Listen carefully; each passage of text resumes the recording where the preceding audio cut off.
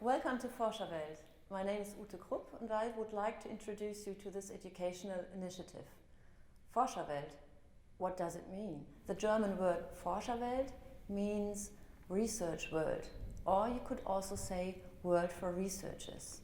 It's on the one hand the name of this place, and on the other hand it's the name of an educational initiative founded by Henkel in 2011. Henkel wants to introduce young children to the fascinating world of science, and it's part of the social engagement of the company. From the very beginning we saw the need to use excellent didactical teaching methods, and therefore we chose to cooperate with professionals in chemistry didactics.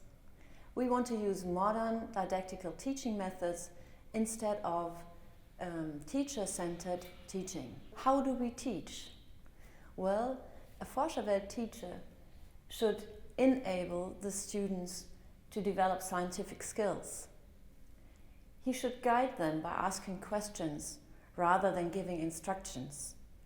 He should encourage them and help them solving their problems by themselves. The motto and the idea behind our didactical concept is be a researcher. So we ask the children to learn how a researcher works, and they shall do what a researcher does.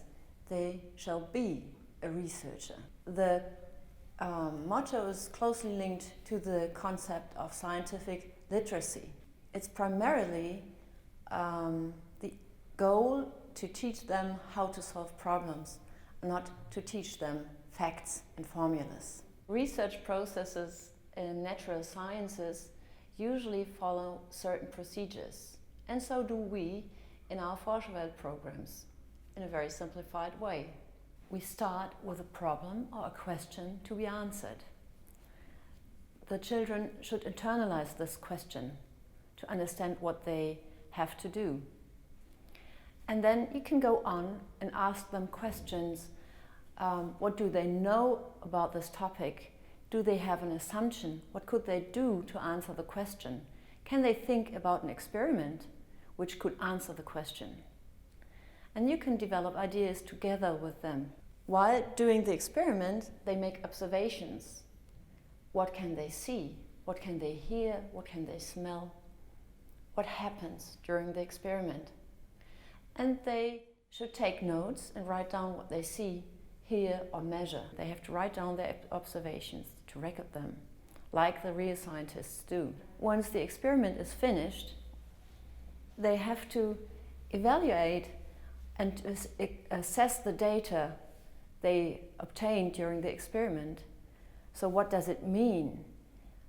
Do their findings answer the question? They write down the results, and then they come back to the initial question. Could they answer the question by doing the experiment, yes or no? And if the result is not like they expected it, you can think about another experiment, and you can go on with a research circle. So this is how research is.